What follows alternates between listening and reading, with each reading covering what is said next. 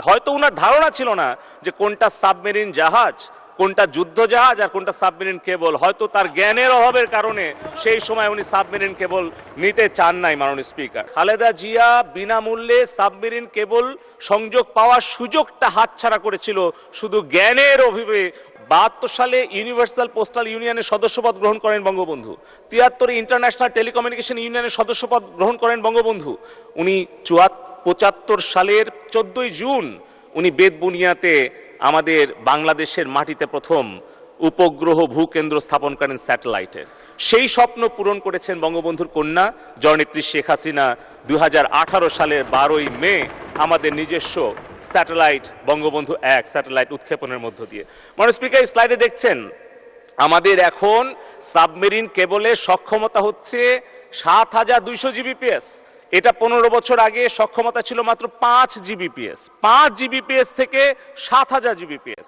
এবং সবচেয়ে দুঃখজনক ব্যাপার, 92 সালে বিএনপি যখন ক্ষমতায় ছিল তখন খালেদা জিয়া বিনামূল্যে সাবমেরিন কেবল সংযোগ পাওয়ার সুযোগটা হাতছাড়া করেছিল শুধু জ্ঞানের অভাবে।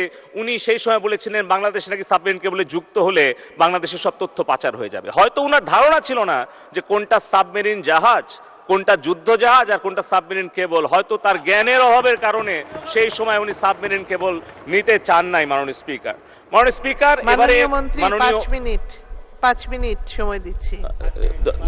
ধন্যবাদ মাননীয় স্পিকার, ধন্যবাদ। আমি শুধু এখানে একটা বিষয় বলতে চাই, এখানে কিন্তু বঙ্গবন্ধু স্যাটেলাইট 1 দিয়ে কিন্তু আমরা থামছি না।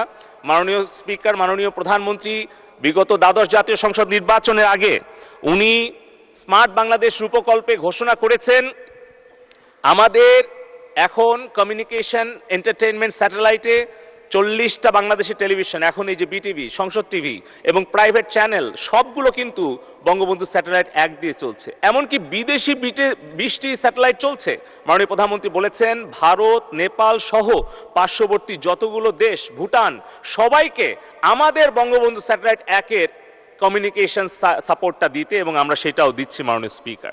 এবং মাননীয় স্পিকার, মাননীয় প্রধানমন্ত্রী বলেছেন এখন আমরা আর্থ অবজারভেটরি স্যাটেলাইট, ডিফেন্স স্যাটেলাইট, আমাদের সিকিউরিটি স্যাটেলাইট নিজস্ব থাকবে। আমরা 8টা থেকে 10টা নিজস্ব স্যাটেলাইট আগামী 4 বছরের মধ্যে, অর্থাৎ এই সরকারের মেয়াদে আমরা ইনশাল্লাহ মহাকাশে উৎক্ষেপণ করব বঙ্গবন্ধু স্যাটেলাইট 2, এবং যেটি আমাদের একদিকে সুরক্ষা দেবে, অপরদিকে পরিবেশগত উন্নয়ন, শহরায়ন, নগরায়ন, ভবিষ্যৎ পরিকল্পনা, আগাম বন্যার হাত থেকে রক্ষা, সব জায়গায় আমাদের সেই বঙ্গবন্ধু স্যাটেলাইট 2 আমাদেরকে সহযোগিতা করবে। মাননীয় speaker, social obligation fund BTRC, যে বিটিআরসি থেকে 2000 সালে যেটি মাননীয় প্রধানমন্ত্রী জননেত্রী শেখ হাসিনা নিজে প্রতিষ্ঠিত করেছিলেন বঙ্গবন্ধুর কন্যা, সেই বাংলাদেশ টেলিকমিউনিকেশন রেগুলেটরি কমিশন আমাদের সরকারের রাজস্ব আয় দিয়েছে। 2000 সালে জননেত্রী শেখ হাসিনার প্রতিষ্ঠিত বিটিআরসি 73,000 কোটি টাকা রাজস্ব দিয়েছে, যেটা আমাদের শিক্ষা, স্বাস্থ্য সব খাতে হচ্ছে। এবং আমাদের সোশ্যাল অবলিগেশন ফান্ড থেকে আমরা 117টি চর, দ্বীপ, দুর্গম অঞ্চলে বঙ্গবন্ধু 1 স্যাটেলাইট থেকে আমরা শিক্ষা, স্বাস্থ্য সেবা প্রদান করছি। মাননীয় স্পিকার, আমরা 2041 সালের স্মার্ট বাংলাদেশের অভিযাত্রায় 4টি স্তম্ভ আমরা মাননীয় প্রধানমন্ত্রী জননেত্রী শেখ হাসিনার কাছ থেকে পেয়েছি। এই 4টি স্তম্ভের ওপরেই 41 সালে গড়ে উঠবে আমাদের বঙ্গবন্ধুর স্বপ্নের সোনার বাংলার আধুনিক রূপ, একটি অন্তর্ভুক্তিমূলক উদ্ভাবনী স্মার্ট বাংলাদেশ। আমাদের স্মার্ট নাগরিকরা শুধুমাত্র উচ্চশিক্ষিতই হবে না, শুধুমাত্র আর্থিকভাবে সচ্ছলই হবে না, তারা হবে প্রগতিশীল, তারা হবে অসাম্প্রদায়িক, তারা হবে সৃজনশীল, উদ্ভাবনী, দেশপ্রেমিক, মুক্তিযুদ্ধের চেতনায় উদ্বুদ্ধ, যারা নারী পুরুষের বিভেদ করবে না, যারা ধনী দরিদ্রে বৈষম্য করবে না, সেই রকম সমস্যা সমাধানকারী উদার মানসিকতা নিয়েই গড়ে তুলতে চান মাননীয় প্রধানমন্ত্রী শেখ হাসিনা একটি স্মার্ট প্রজন্ম।